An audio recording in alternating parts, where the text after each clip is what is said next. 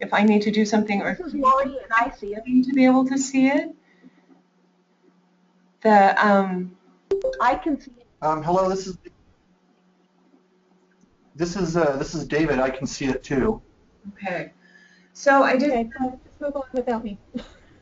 Would it help if I emailed the agenda out again really quickly? I have the original you emailed out. I just am not seeing it on the screen, and that's okay. I haven't made changes to that, but I know it Okay. doesn't sound like we're going to change it immediately. But so we'll talk through it. Let's see, people. You can see who's here in the list. Dia, are you able to take notes today? Yes. Thank you. And can I make sure that we have everybody here? Because sometimes we have multiples represented under one name, and I just want to make sure we get everybody. Okay. And I'm assuming this last one, Sage Library System, is that you, David? Sorry, what's that? Is this last one that's listed, Sage Library System, is that you? Yeah. Okay. And I have Mary Racer from Gillum County. I have Joyce McCurdy. I have John Brockman, Jenny Simpson, Lori O'Connor, Ann Zulke, Sarah Samuels, and Beth. Is there anybody else? Catherine Wick here in Pendleton. I'm on the phone today. Okay, thank you. Anyone else? And you saw the chat that there are several in Ontario. Thank you for pointing that out. Okay. Okay. Let me put up the minutes from last time. So I'm hoping you guys got to look them over. Did anyone have any comments from our August meeting minutes?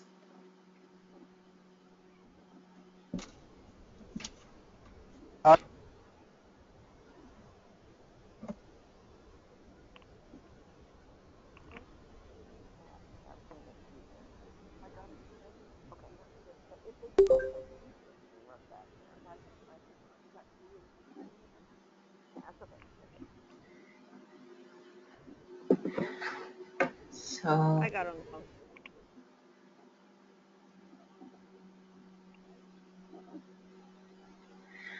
phone. Is there a motion to accept the minutes?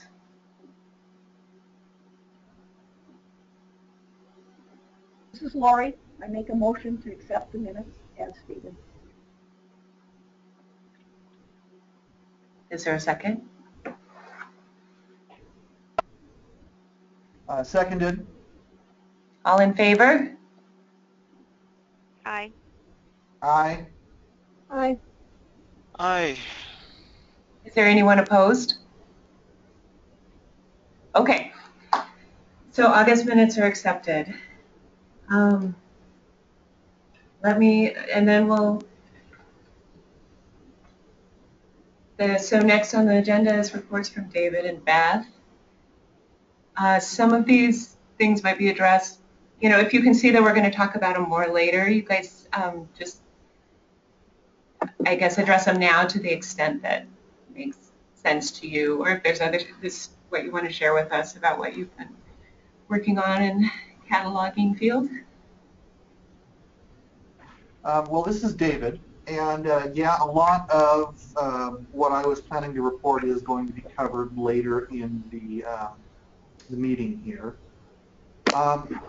So otherwise, I would like to report that there are currently 2 folks doing the Nebraska training for level 2.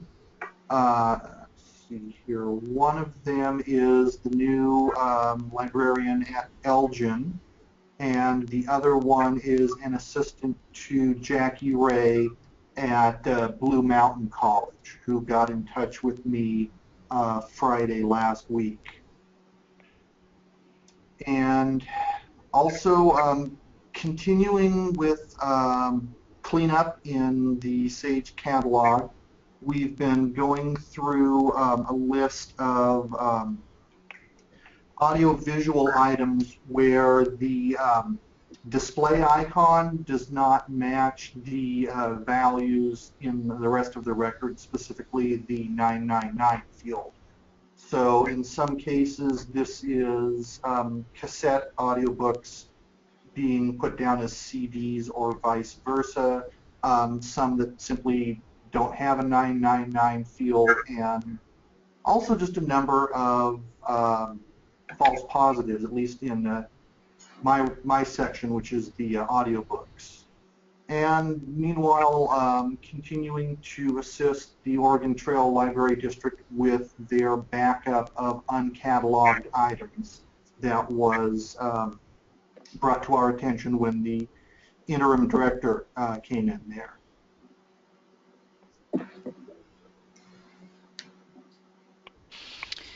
Okay, this is Beth. I've also been addressing cleanup of a similar nature, finding items that don't match with the fixed fields and correcting the records.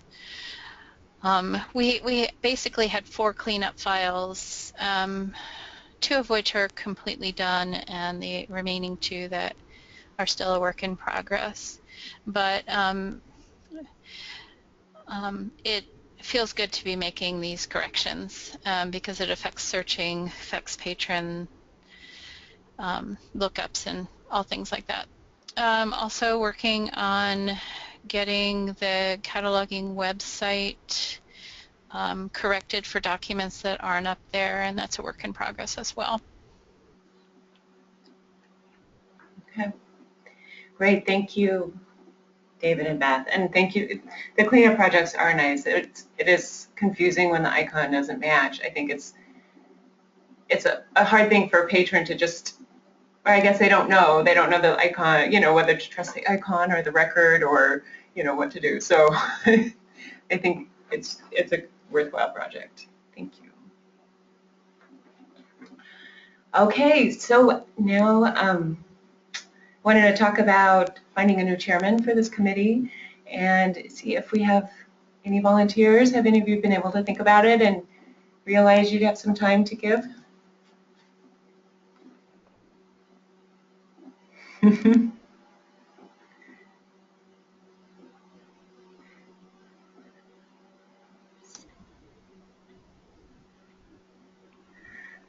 It's very silent. Yes, silent. What does the group think about in the interim and allowing Sarah to step down as chair as if I serve as interim chair?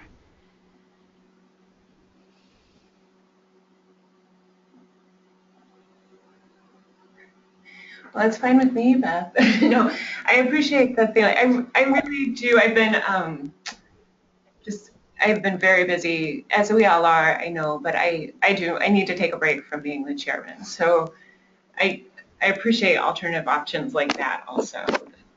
Yeah, I mean, I figure if it just means coordinating the meetings, I can abstain from voting. I just was tossing it out there as at least an interim solution. Mm-hmm. Okay, if you're up to it, Beth, let's try it. I think in terms of putting together agendas, we need help from us? Are you kind of? I will send out a request for agenda items a week and a half to 2 weeks before the meeting, so that we can have an agenda out a week ahead. Okay, that would be great. That's my goal anyway. And so basically the committee itself and the mentors, maybe more so, will be directing the meeting agenda. And of course David as well. Well, that sounds great to me. Thank you very much for offering, Beth. You're welcome. And I hope everyone else just keep in mind if this is something that you could do, that to let us know in the committee. All right, so sounds Beth, good. Be the interim. Okay, so now let's get to the level 1 cataloger requirements. David set out some really specific training or test assessment that he's considering, and because it's what he wants to use specifically, it hasn't been shared with the whole committee, the whole group, but we wanted to talk kind of in general about what this would look like and take comments from people who've seen it and just kind of have the discussion. Does anyone want to start?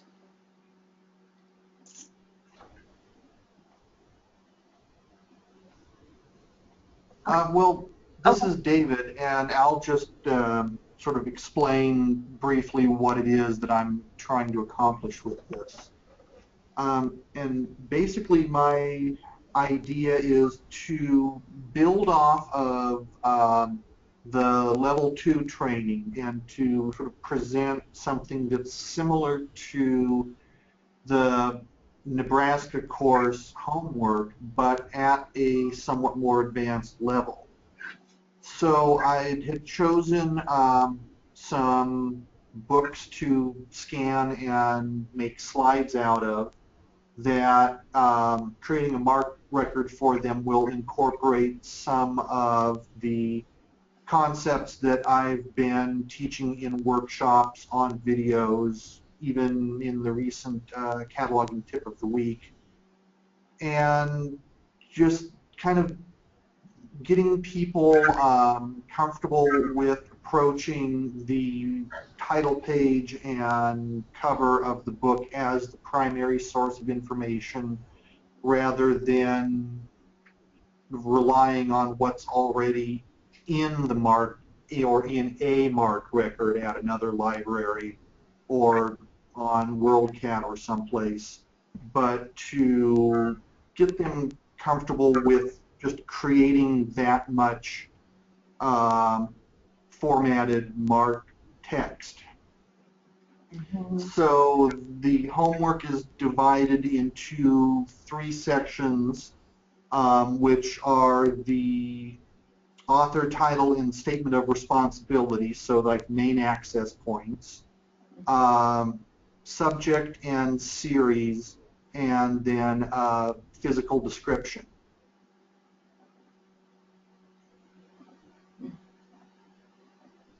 So one thing that's has occurred to me in this process is that this is something that we may need to administer live, so to speak. It's kind of the same thing with the Nebraska course, is that people who do it are kind of on an honor system. And in this case, in the work for level 1, I'd encourage and even request people to be using online standards guides from the Library of Congress or OCLC to research the information, or to use Library of Congress authorities. But I'm hoping that we can encourage them to be able to use the MARC editor either in Sage or in a program like MARCedit that works offline, and to get them comfortable with actually writing formatted MARC. And so I mean, I'm kind of thinking of just sort of doing it in the plain text or flat text way, but I'm also open to having folks work with the ruled view in Sage, whichever they're comfortable with, in terms of taking a blank template that's generated by Evergreen and populating it with all the information, checking that their formatting is correct, indicators are in the right places, so on and so forth. I mean, is that making sense to folks? This is Beth, and I get where you're coming from, David, but I really want everybody to be as close to an operating environment as possible, and I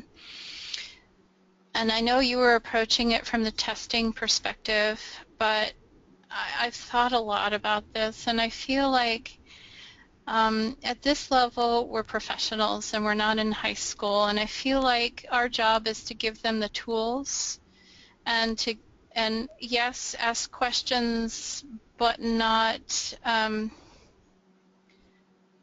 not proctor the test. I feel like if we have test questions and solutions, yes, it is on the honor system, but it's to their benefit to take advantage of the training and learn. They're not going to gain anything by cheating. Yeah, okay, I see what you mean. And I'm okay And with so that. I guess I'm just wanting to bring that up as a possibility that maybe we set forward the requirements for Cat 1, and maybe it's certain modules that they have to achieve competency for as And to be able to pass that. Just an idea. yeah, no, and Discussion. that's a good way actually to put what I have in mind, which is that I have intended this to be an opportunity for folks to show competence. But to show that competence and to to be working at a professional level, I really am kind of looking to see people take a blank mark template in Evergreen, and I'm okay with folks working in Evergreen as long as they don't just save it into the active database. But to take that blank template and populate it with the information directly from the title page and cover of a book, so that they demonstrate their competence in reading primary source of information and converting that into a marked document. This is Lori. And whatever we do as far as evaluating cataloging competency must be sustainable past the grant period. We can't do something where we have somebody administering tests one by one. If somebody wants a qualification, we can't be monitoring. I mean, it has to be a policy with demonstrating their ability to seek training, even if it's outside our system. But we need to be able to demonstrate competency outside of a test that somebody's administering from this system. Does anyone have suggestions how we define that? This is Sarah. I guess I strongly agree with Beth about not needing the test to be proctored. From my personal experience, even whenever I do original cataloging, I still draw on all the resources that I need. And there are some fields and things that I have memorized now, so I don't have to look everything up, but I look stuff up, and I think it's a good thing to do because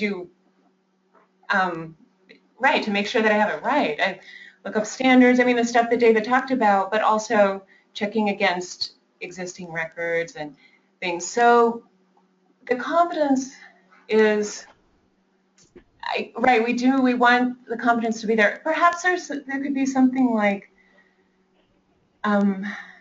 just a series of original records creating, because that seems to be what we're talking about on level 1. The first several need to be checked, or David gives this and people come up, populate the template like you were talking about, David, but then that you go through with them and talk about whether this is right or not and how you can find the information that you need.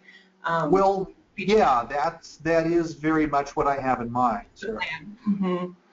But I would really not I agree that not restrict resources that people use. I can't think how that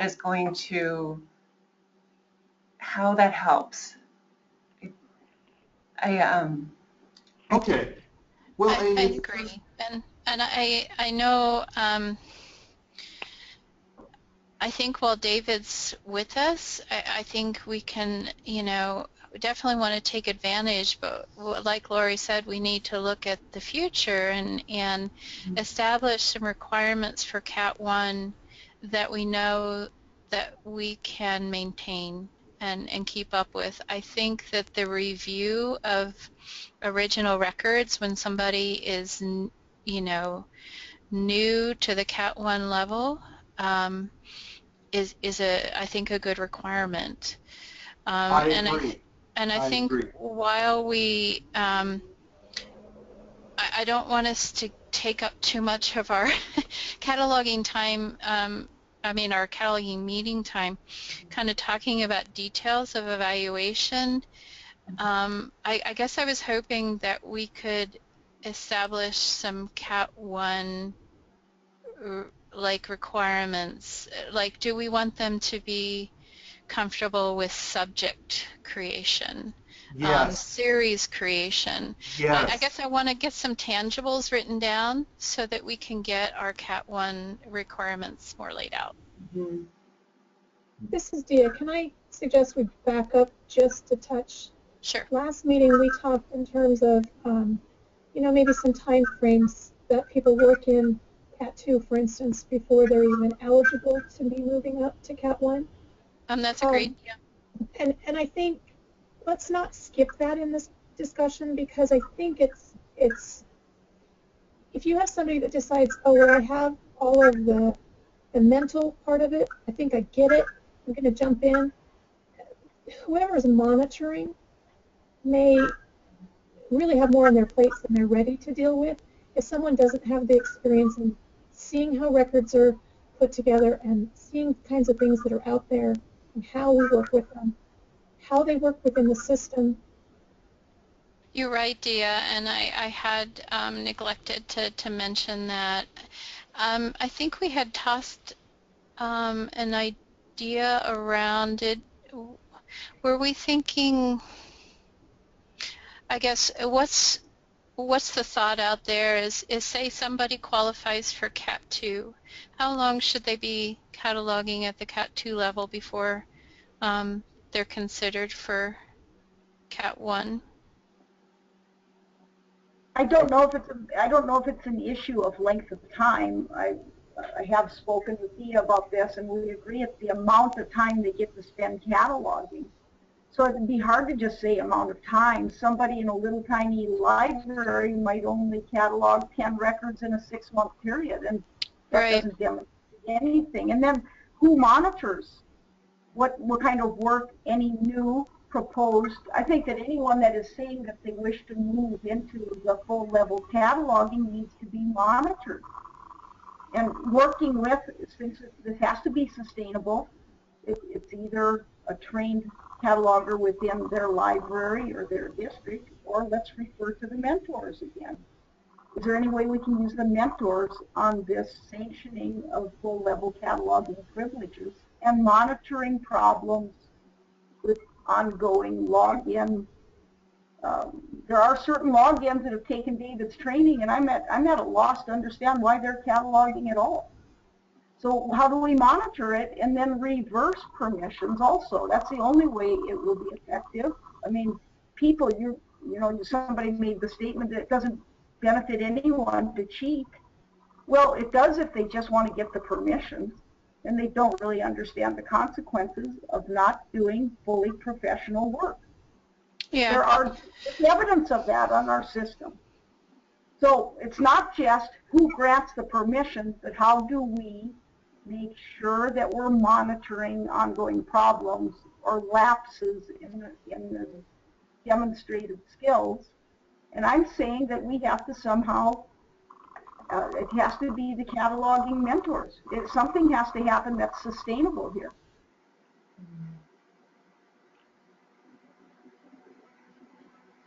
I feel like nobody's mentoring the students that have been granted more permissions now, because I mean, it's just consistent problems, and I don't understand how they got permissions to be at Cat 2 sometimes. Is it conceivable for the committee to codify kind of an oversight plan, like some, I don't know, existing Cat 1 catalogers or level 1 catalogers, or maybe the mentors or something, actively monitor are assigned specific other libraries to actively monitor? Do we want to get into that kind of? It's possible. This is something that we could do with reports, is generate lists of records imported by level 2 folks over X period of time, and then divide that up, and that would require mentors setting aside time to go through that spreadsheet and eyeball those records. And probably wouldn't, I don't know, wouldn't be too much work. I mean, if they're importing either from OCLC or from Z3950, the real issue is just the creation of duplicate records when two different libraries import records from two different sources for the same acquisition. There's So I don't also think CIP CIP, yeah. upgrades. I've found that there's some Cat 2 folks that don't either are processing things too quickly and don't make note of things that need to be changed in the record. Whatever reason, that's another area where they're bringing in somebody else's record that isn't up to our standards. Mm-hmm. Yeah, I think an oversight plan would be good. Maybe that's something you and I, David, can work on Yeah, before the next meeting yeah. for both Cat 2 and Cat 1. Yeah, sounds good. So for Cat 1, though, I'll mention that I think the issue here is going to be that moving up from copy cataloging to original cataloging is, I think Beth and I are sort of looking for designees, you know, someone who is sort of the designated head cataloger for their library, so that it's not opened up simply to whoever wants it, but that there is sort of accountability within the library or within the district where the person who has the level 1 permissions there is also the person who is responsible for overseeing the work of other level 2 catalogers for that district or for that library, kind of similar to Dia's role. Exactly. That makes sense to me. Does anyone have objections to a plan like that? I mean, just that we get it to talk about, get it discussed here? There's something else I want to mention quickly here, and I didn't send it out because it's not really anything to look at. But definitely as part of level 1 training or certification, we're going to want folks to dip their toe in using record buckets. So I've set aside some marked batch files from cleanup that I've done in the past, where folks can just import that file into buckets and practice looking through it to identify duplicate bibliographic records and sort of get their eye in for how to find one, how to merge them, maybe how to edit two incomplete or two partial ones into one complete one. But that is really kind of building off of the, what was the word we used? Building off of the competence that folks will demonstrate through the material you've already seen.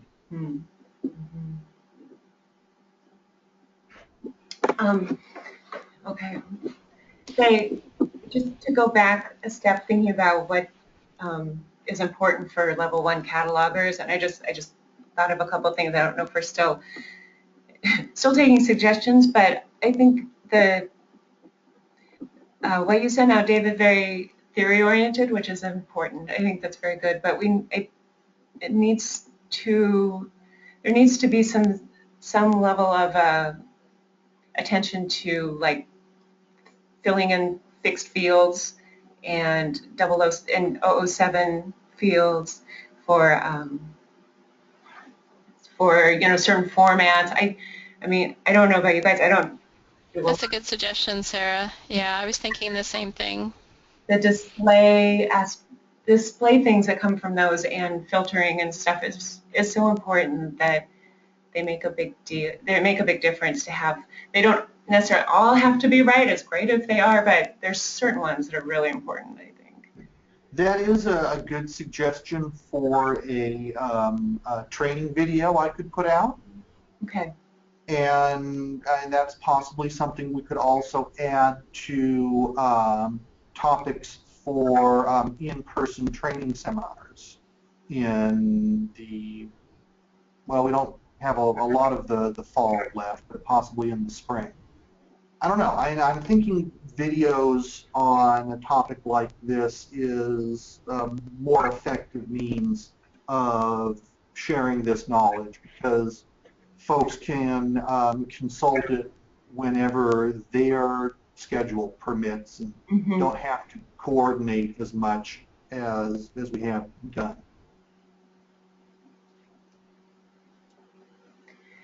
I think I don't know how many of our catalogers have time to sit down, rewatch a full video. I do know they need a good cataloging manual to follow with examples in it. I don't know how often, especially your very catalogers, are going to do a video. Well, Lori, the OCLC Bibliographic Formats and Standards Manual online is an excellent source of information for filling in fixed fields, and that's where I've been directing folks for that information, both in notes to the cataloging manual and in training. I think we can do. I think we can meet both needs. I think there needs to be some maybe what I want to say quick details with a link to more detailed information, because sometimes when you're in the midst of cataloging, you're just trying to remember, okay, well, what's that code? And rather than having to look up on OCLC all the time, I guess I think we can strike a balance and yeah, maybe but I mean, meet both needs. that information is in the cataloging standards manual now.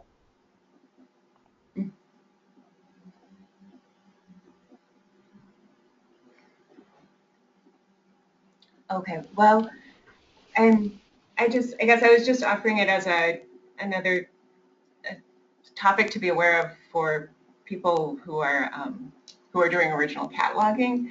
But thinking about how we share the information is important too. So I think you're right, Beth. Hopefully we have more involved training on it, but then bringing to people's attention the quick reference sources is always good.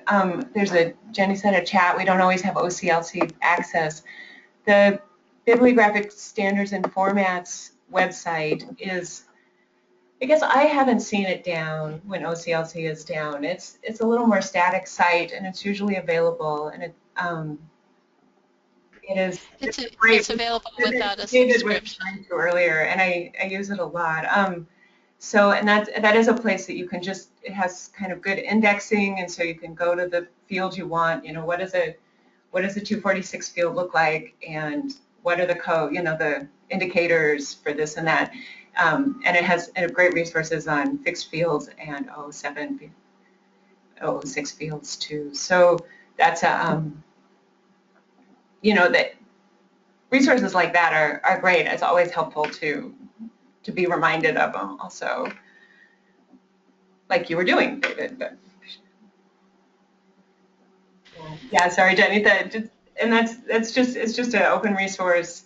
The subscription, you don't have to have a subscription to use that.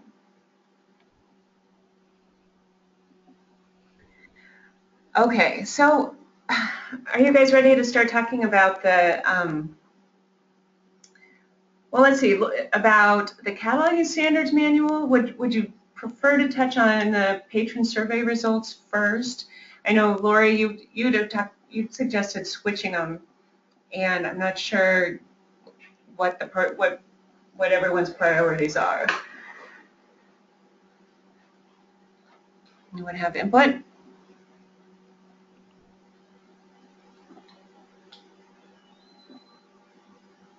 Okay, I think the patron results survey, the survey results are very interesting, and I would encourage everyone to look at them. And they can definitely inform our priorities and just what we're aware of in cataloging. But it's I think it would be really valuable to at least start to talk about the cataloging manual and the changes that are being proposed, but also maybe we could just address first what the needs are specifically, what needs to be changed, and kind of how we want to go about it. David's been writing a lot of text and putting a lot of work into incorporating RDA, but I'm not sure it's always what is seen as the need. So I just see if we can kind of get on the same page and where it's going. I posted to the first couple parts, but we could start on a bigger picture if. Okay, well, this is David here, and I want to just jump in quickly to add something, which is that with the cataloging standards manual, I was trying to incorporate RDA concepts and vocabulary to sort of make the manual useful going forward.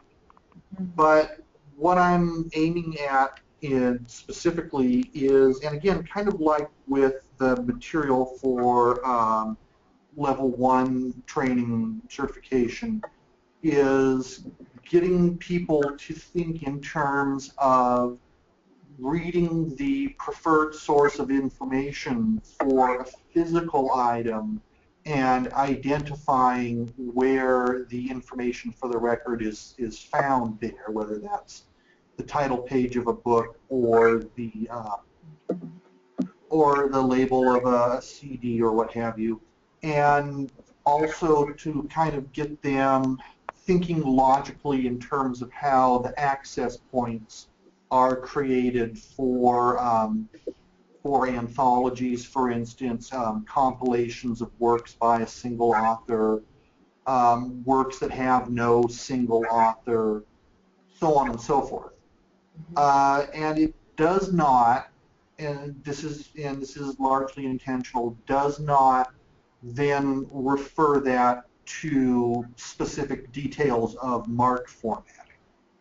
However, Beth and I talked recently about the need to have our own version of the level 2 training material for a number of reasons. One being that we can tailor it more specifically to the evergreen cataloging modules, and folks can become more familiar with how MARC formatting works in the context of their ILS.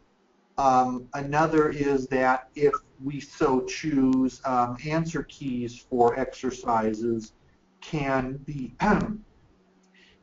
private. Right now, answer keys for all the Nebraska course material is there on the same site as the questions. And in fact, I was over the weekend doing a little more browsing in my bookshelf with an eye towards creating our own set of scanned covers and title pages for people who are doing this to refer to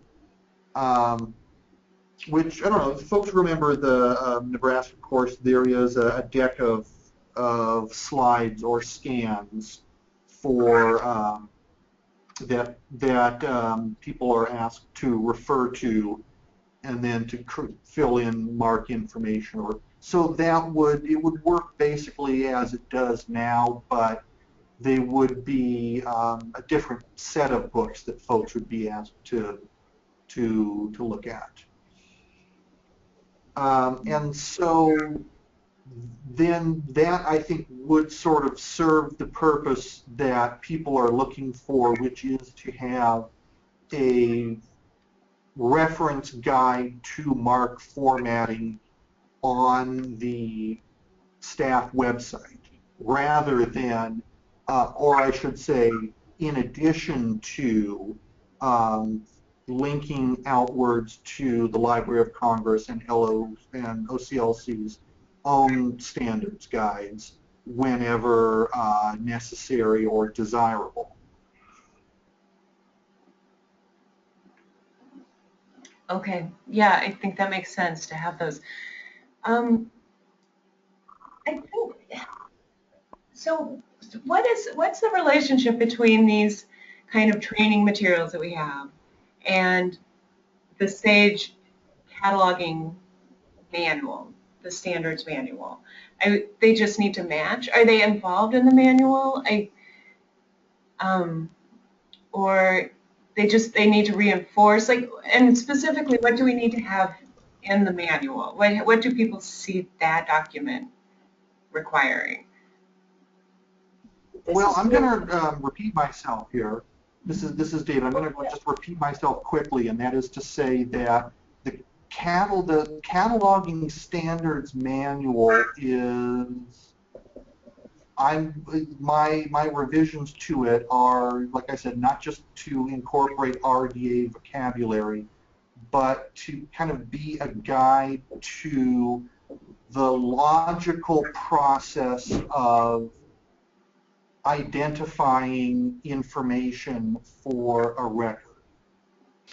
And I think that's valuable, David, but I think that might be better in a training document rather than, I think the standards manual needs to be more reference oriented, or more as a source for catalogers to use as they're cataloging records. I respectfully disagree, because we already have two excellent, well-organized, and comprehensive sources online from the Library of Congress and OCLC.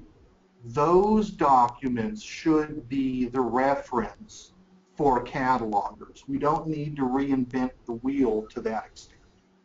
I respectfully disagree with you, David, because those examples are very in-depth cataloging resources. They will not serve the needs of part-time catalogers in SAGE. Many of the examples they contain are just rare materials that our catalogers will never see. They want to see an example right in front of them, probably both in print and online, that they can just quickly go to logically in order to find examples that they need to insert in order to do decent cataloging within our system. They don't need to know about music. They don't need to know about scoring. They don't need to know very often about electronic entries. Those are much more elite. Most of our catalogers will get they don't need to know about those, Lori, until they do. So I think. But if they refer to the resources you're suggesting, that is what they are going to see. Look at them. Go to OCLC and look at a 335.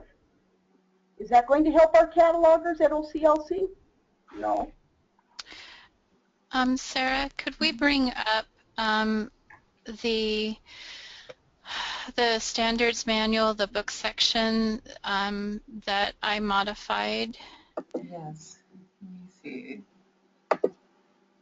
Yeah.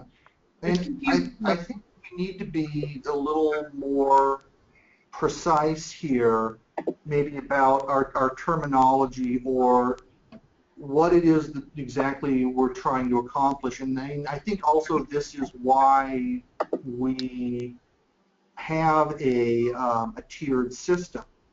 So folks who are classified at level 2 are copy catalogers, and yes, they probably do need a more specifically focused on MARC guide, then I will be working on that. But, you know, past that, we want to direct folks to these resources, which are the standard and approved resources and style guides. So, I mean, yes, if somebody is just importing records via Z3950, then a quick reference guide is all they need. And I've tried to build a few of those, for instance, for the RDA material description, so that they can simply copy and paste that into a record to update it, to enhance it to RDA formatting if they want. But again, at the level 1 in the work, in original cataloging work, part of the competence is, as we've just been discussing, is for folks to understand and employ these resources from Library of Congress and OCLC towards whatever specific task they happen to be engaged in. So, the problem really is, and it's one that I've been struggling with here all along, is how do you teach judgment? Because really that's what we're looking for in cataloging training, is developing their judgment. And the answer is that by and large, judgment is something that comes through experience. And also, well, like I said, there are two different systems at play here. There is, you know, MARC formatting is one system, but you can have a record, and I've seen plenty that are formatted correctly, but they simply have all the information in the wrong place. They don't have the correct entity identified as the creator of the resource. They may not have the correct or useful series information identified, you know, even though the MARC field for that information may be constructed perfectly. So, yeah, and so we have to balance those two expectations for professional level work. And admittedly, the cataloging standards manual stuff that I've been working on is focused specifically on the approved and understood processes for choosing these things, like identifying the proper titles, creators, subject headings, also things like that, that go beyond just an understanding of how to create a properly formatted MARC field.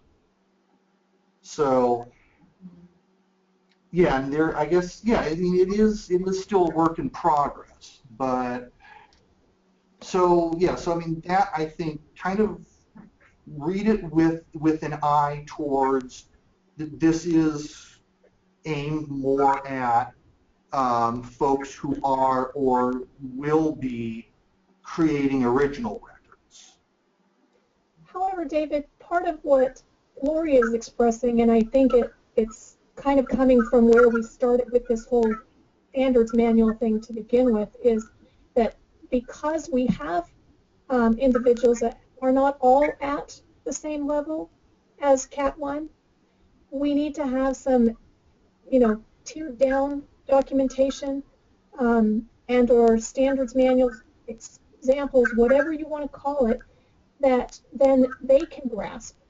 So that then when they are ready to move up to the next level, then they have a start on, what are they going to see, but they're not so overwhelmed that they say, I can't handle this.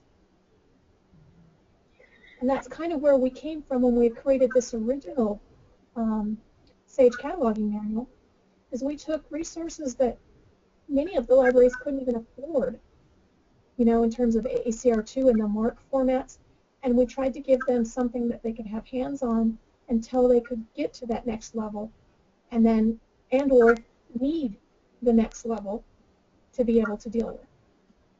Okay, yeah, and So I think what Lori's suggesting is let's not leave that piece out. Am I correct, Lori?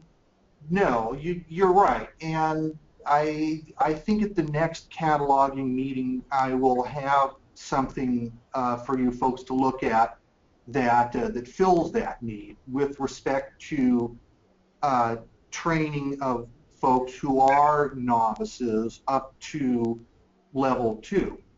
And that's my understanding, is that the purpose of doing, and there doesn't seem to be an issue with the Nebraska training material itself so much, the content of that material, as it is just getting folks to apply it. And by that I mean having the confidence to go in and to recognize, oh well, this has a field 263 in it, that shouldn't be there, and to edit a CIP record that way, to fill in field 300 maybe, and at level 2 to go to the Library of Congress or OCLC standards page to check if they're not sure, or if they don't recall from the Nebraska course what a specific indicator value or subfield or what have you might be. At least that's been my approach in doing level 2 training, is to show, this is kind of how it works, how MARC formatting works in a general sense, and here are the specific references where then you can locate what you need to know about it, having had an overview of its structure. So, yeah, I mean, sure, we can. There are a number of, the RDA material description, the 3, 3, 6, 7, and 8 fields. That's one example of a specific quick reference guide that I've made, and I'll take suggestions on more. But I mean, yeah, even at level 2, I want folks to already be familiar with and to be using the standard resources for information on MARC records. And I think that's great. And I'm not saying don't do that, but some people need that quick reference thing, like Beth mentioned earlier, that they can go to immediately, and they know that it's right there. And if they need more, they can then go back into that deeper level. Does that make sense? Yeah, no, it does make sense. This is Beth. We're running close on time, and I just wanted to kind of mention, I sent out a link on the chat, and Sarah has it up. This is our book standard document, and it doesn't have the new RDA stuff in it, but what I did do is hyperlink each of the MARC tags, and it takes you out to Library of Congress for more information. So I guess I'm thinking that maybe there's a way that we can marry these two concepts and meet the need for all levels of cataloging. So if you scroll down into one of the first marked tags, you can see that the 010 is hyperlinked to take you specifically to the page that would maybe provide more indicators or more subfield information if the person needs it, but it's not right in their face if they don't need it. As a suggestion for maybe a way that we could update our manual, incorporate RDA language or tags, as well as specifications within this document. Since it has served us well in the past, just an idea.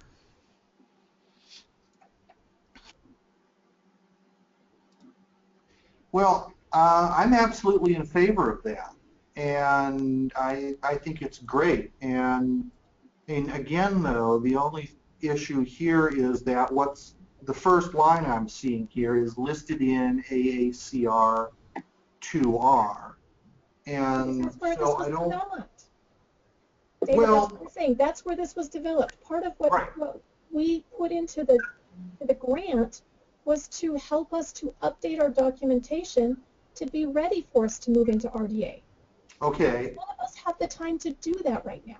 Right. So and, if we change this to RDA, then we're going to be meeting One our of the objective. goals. Mhm. Exactly. okay. Yeah, but I mean, let's see here. Okay, well, I'm gonna have to think about this a little bit here. But I mean, if I'm understanding folks correctly, I mean, it sounds like the consensus is that people specifically want the cataloging standards manual to be organized by A, type of material, and B, required fields per material type, rather than for the RDA update to the cataloging standards to follow the organizational principles of the RDA toolkit itself, which emphasizes the, as I said, the logical process of identifying author, title, subject, and whether a material is a compilation or an anthology, etc., and going that way.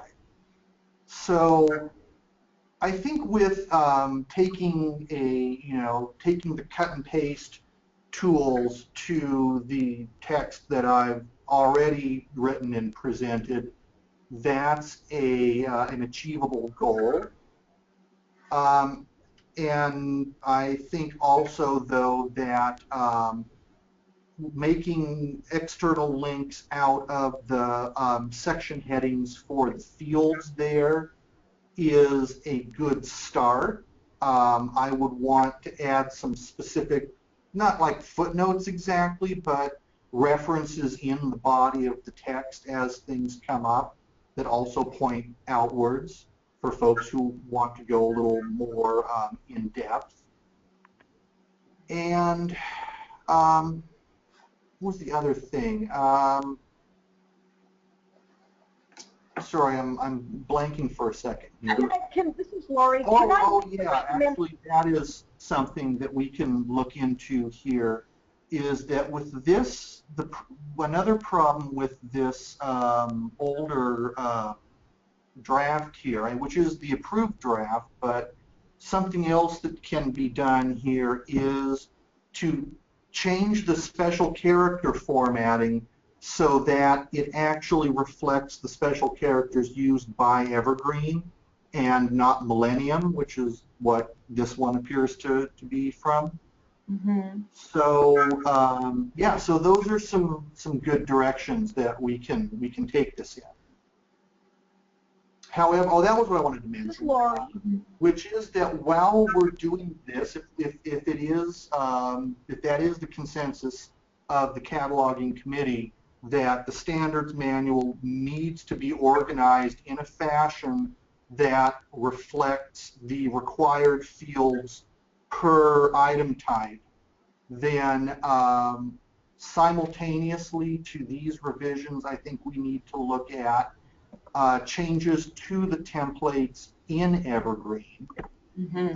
For instance, there are no 520 tags in any of the templates, whereas the manual requests that catalogers enter that information whenever possible.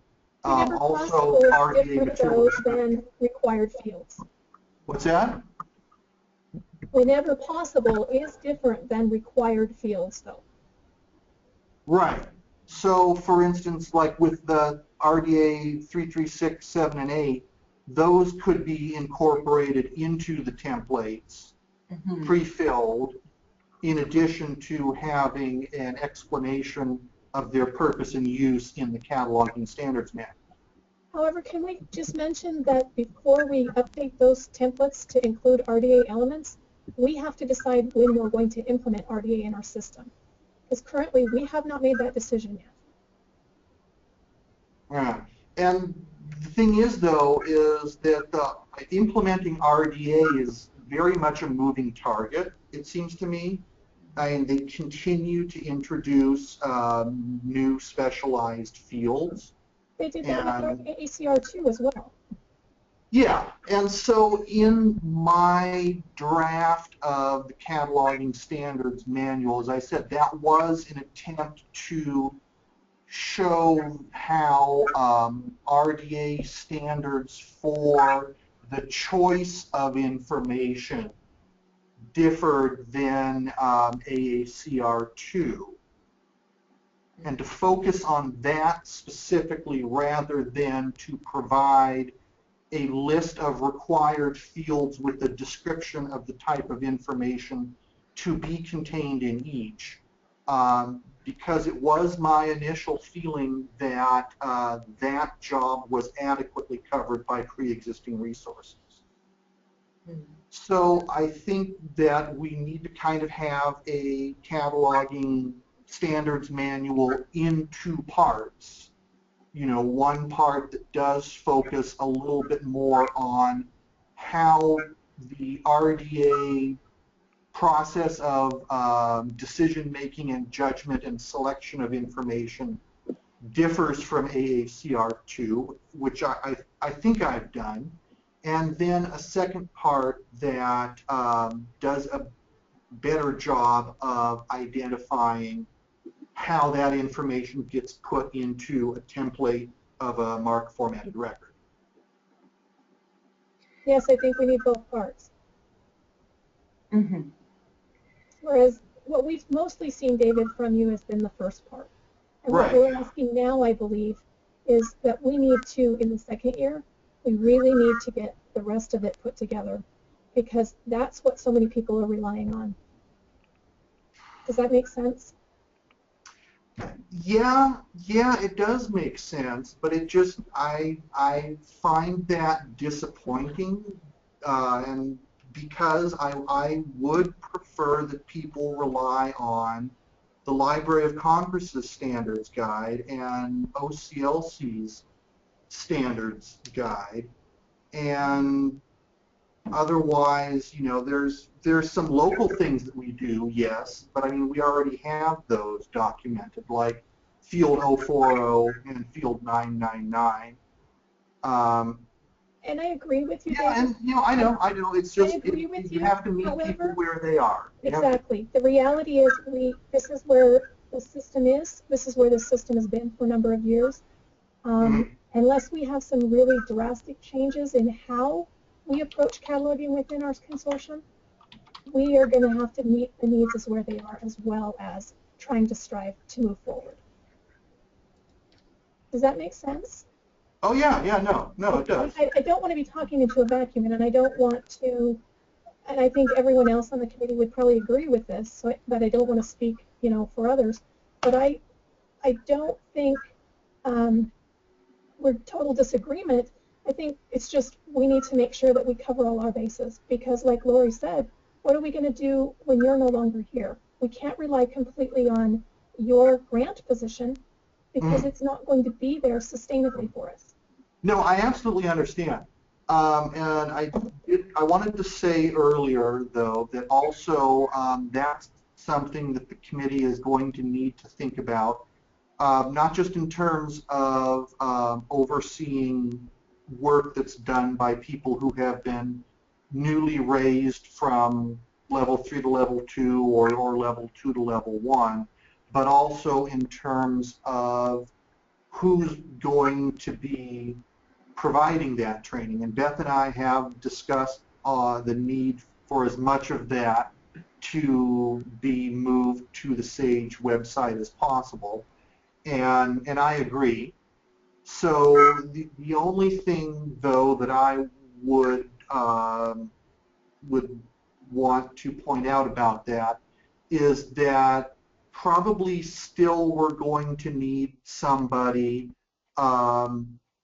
checking homework, for lack of a better phrase, unless we can implement some kind of a software solution to make an online a quiz that will let people self-assess, then there's still going to be a need for someone, maybe Beth, maybe one of the mentors, to be providing feedback to people as they work their way through training material. I think you're right about that, David, and it definitely will. It's one of the things. Well, no, this is just something that needs to, I think, go on the agenda for a future meeting. Is just division of responsibilities in terms of overlooking work by new catalogers at level 2 and at level 1, and in terms of checking on the progress of catalogers as they work through training material for either of those levels. Okay. And we need to kind of formalize it. Yeah. Mm-hmm. Okay. Which and I consider that, I consider that a responsibility of my position. But, as you say, my position is grant funded, so. That I'm really glad we've had this conversation. Thank you, Dia and Lori and Beth and David, for talking through the stuff about the manual. It sounds to me, as you said, David, that where we'd like to focus on manual improvements right now, to just use the format that we've had that's accepted and try to bring it into alignment with RDA without incorporating all of the deep research or the deep theory of RDA. So and you've written a lot about that, and I think it can exist there, and then we can work on putting it together. But if you could kind of, like this page that Beth brought up, use the same a new version of that one, basically. More of a quick reference. Yeah. That would be good, and then we'll continue to talk about it. If you make some changes, let us know, and then we can look at it and tell you whether that's the kind of thing that the committee wants or has in mind. That we can continue the conversation so that hopefully it's the that your hard work is in sync with what the cataloging committee has in mind for the standards manual. Okay, and I think that our time is up for the meeting today. Is there anything else that needs to be brought up before we end?